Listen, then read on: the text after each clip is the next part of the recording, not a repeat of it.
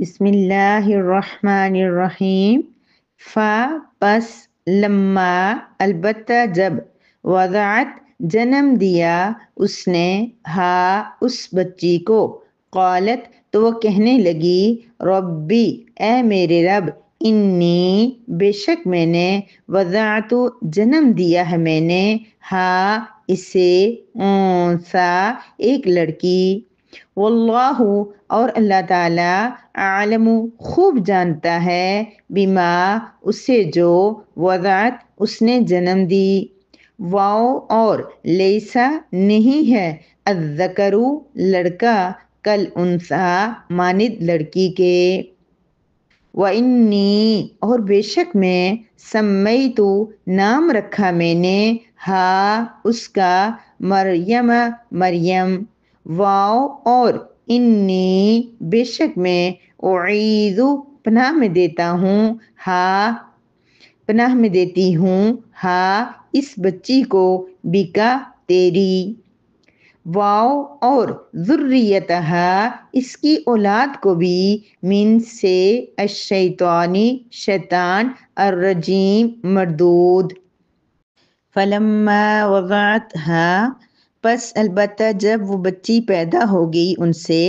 قالت رب انی وضعتہا انثی تو وہ حنہ کہنے لگیں کہ اے میرے رب میں نے تو اس کو بچی جنا ہے، یعنی میری بچی پیدا ہوئی ہے، واللہ اعلم بما وضعت اللہ خوب جانتا ہے کہ اس سے کیا پیدا ہوا، وَلَيْسَ الذَّكَرُ كَالْأُنثَىٰ اور لڑکا لڑکی جیسا نہیں ہوتا،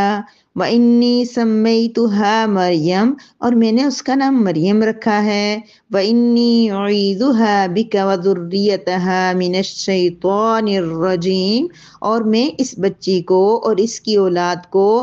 شیطان مردود کے شر سے آپ کی پناہ میں دیتی ہوں۔ نحمدہ و نصلی علی رسولہ الکریم، اما بعد، سورہ آل عمران کی آیت نمبر 36 ہے،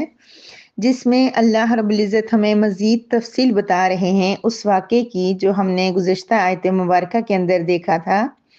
جس میں ایک خوبصورت ایک نیک سیرت خاتون کی نے جو اللہ رب العزت سے دعا مانگی، تو اس دعا کو اللہ رب العزت نے اپنے قرآن کا حصہ بنا کے ہمیں سنایا۔ تو اب ہم دیکھتے ہیں کہ اس دعا کا نتیجہ کیا تھا۔ اب اس آیت مبارکہ کے اندر ہمیں اللہ رب العزت بتا رہے ہیں کہ جو ان حنہ نے جو دعا مانگی تھی اس دعا کی قبولیت کا کیا طریقہ کار ہوا، کیا وہ ویسے ہی الفاظ میں قبول ہوئی یا اللہ پاک نے کسی اور طریقے سے اسے قبول فرمایا۔ اس سے ایک بات تو یہ پتہ چلتی ہے کہ جب ہم رب کریم سے کوئی دعا مانگتے ہیں تو بسا اوقات تو رب کریم ہماری وہ دعا ویسی ہی قبول فرما لیتے ہیں، لیکن کبھی ایسا بھی ہوتا ہے کہ جو ہم مانگ رہے ہوتے ہیں وہ ہمارے لیے اتنا بہتر نہیں ہوتا جتنا رب کریم جو ہمیں دے دیتے ہیں وہ بہتر ہوتا ہے۔ جب آپ آیت کو سمجھیں گے تو آپ کو میری یہ بات سمجھ میں آئے گی کہ ہم جو چیز مانگ رہے ہوتے ہیں وہ ہمارے لیے بہتر نہیں ہوتی اور رب کریم ہماری دعا قبول کر لیتے ہیں، یعنی اللہ پاک اس سے بہترین چیز ہمارے حق میں لکھ دیتے ہیں۔ والدہ نے دعا مانگی تھی کہ رب کریم مجھے ایک ایسا بیٹا دے دیں جسے میں آپ کے نام پہ وقف کر دوں گی، جس کو آپ کے دین اعلیٰ کی خدمت کے لیے وقف کر دوں گی، مسجد کے اندر رکھ دوں گی اس کو میں، اور وہ ساری تفصیل آپ کو یاد ہے۔ اب کیا ہوا یہاں آج اللہ رب العزت یہ فرما رہے ہیں کہ جب انہوں نے بیٹی جنی، یعنی ان کی بیٹی کی پیدائش ہوئی تو فوراً پریشان ہو گئی، اداس ہو گئی، اس وجہ سے نہیں پیاری بہنوں جو آج میری بہنیں اور جو میری پیاری بیٹیوں کی مائیں اور ساسیں جو اس بات پہ پریشان ہوتی ہیں کہ بیٹی کیوں پیدا ہو گئی ہے، اس وجہ سے نہیں اداس ہوئی۔ ایک اوور آل کنسپٹ ہے کہ عورت تھوڑی سی کمزور ہوتی ہے، اتنی طاقتور نہیں ہوتی جس طرح مرد ہوتا ہے یا جس طرح مرد کام کر سکتا ہے، اور اس معاشرے میں جو وقف کرنے کا عام رواج تھا، نظر ماننے کا رواج تھا، جب کسی کو اولاد نہ ہو یا کوئی اللہ تعالیٰ سے کوئی چیز کرنی ہو تو وہ لوگ کہتے تھے کہ اللہ یہ کام ہو گیا تو میں اپنا بچہ جو اللہ کے راستے میں دے دوں گی۔ تو جو اس وقت کا رواج اور حالات تھے اس میں کبھی ایسا نہیں ہوا تھا کہ کوئی بیٹی ہو اور بیٹی کو رکھا جائے۔ دیکھیں اب خود آج کے حالات کو دیکھیں، ہم اگر اس طرح منت مانیں تو کیا ہم اپنی بیٹی کو کہیں مسجد میں کسی جگہ ہم رکھ سکتے ہیں، اس کو دے سکتے ہیں کسی کو؟ تو بیٹیوں کا کہ تھوڑا سا مسئلہ ایسا ہوتا ہے کہ وہ نازک ہوتی ہیں اور ان کی جو ہے عزت کا اور اس طرح کی بہت ساری چیزوں کا ہمیں دیکھنا پڑتا ہے، تو مرد کے ایسے مسائل نہیں ہوتے، تو اس وجہ سے وہ پریشان ہو گئی کہ یہ تو بیٹی پیدا ہو گئی ہے، میں نے تو یہ جو دعا مانگی تھی وہ تو رب کریم کی رضا حاصل کرنے کے لیے مانگی تھی، میں نے اس عمر میں اپنے لیے بیٹی نہیں مانگی تھی کہ وہ مجھے کام بیٹا بھی مجھے اپنے لیے نہیں مانا تھا کہ میری خدمت کرے اور میرا فرمانبردار ہو، میں نے تو اس لیے مانا تھا کہ ان کے والد بہت نیک تھے اور وہ بہت اچھے اچھے کام کرتے تھے اور انہوں نے اللہ کی جو گھر ہے اس کا نظام سارا سنبھالا ہوا تھا، اب وہ اللہ کو پیارے ہو گئے ہیں تو میرا بیٹا پیدا ہو جائے تو وہ بھی یہی کام کرے،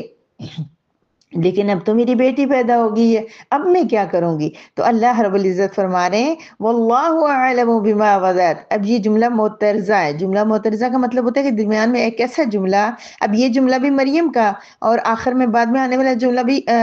مریم علیہ السلام کی والدہ کا اور بعد میں بھی ان کی والدہ کا جملہ، درمیان میں اللہ پاک نے اپنی بات بیان فرما دی، اللہ فرما رہے ہیں کہ اللہ کو تو پتا ہے کہ اس نے کیا جنم دیا،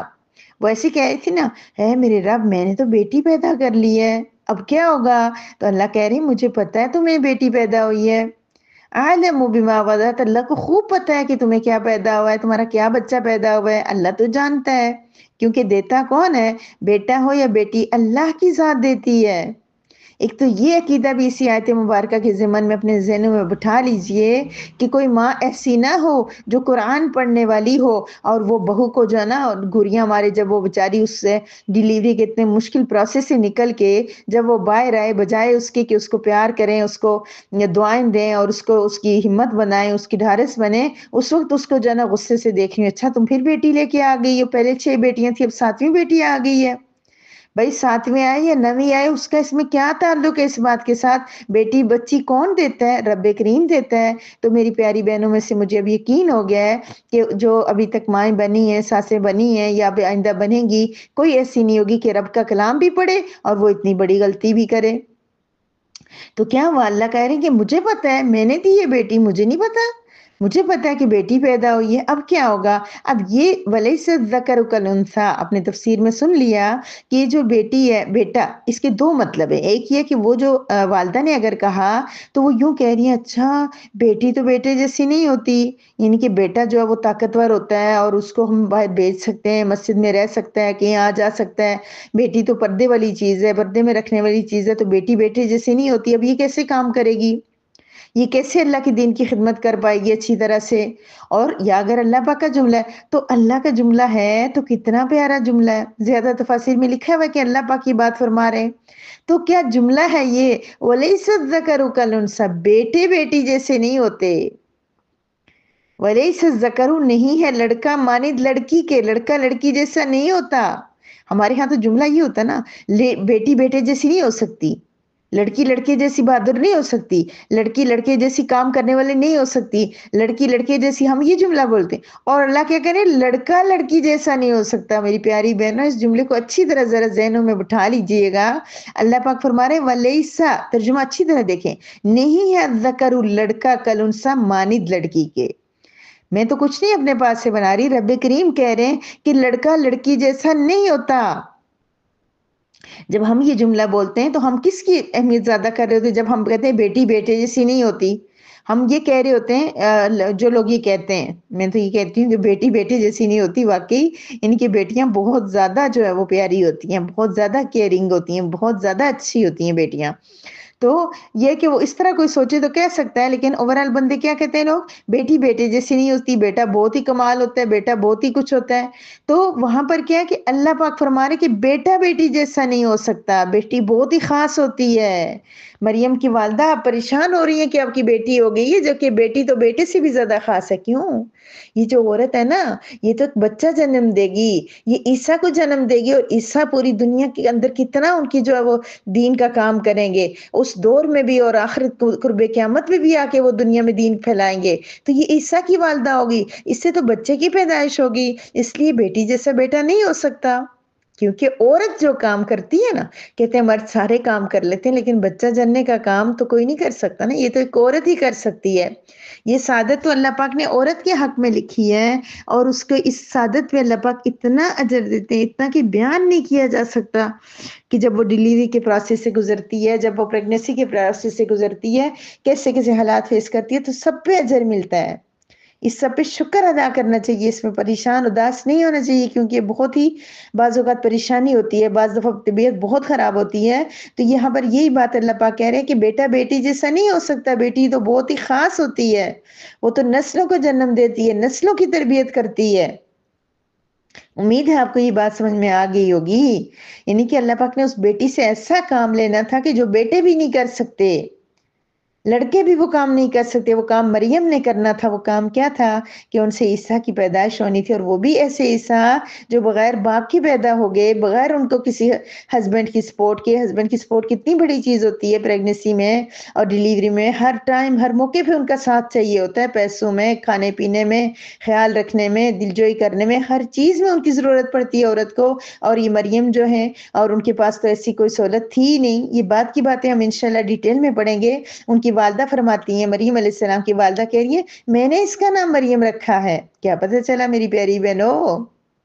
یہ میری پیاری سی بہنیں جو ہے وہ ساس امی کے عہدے پہ فائز ہو چکی ہیں،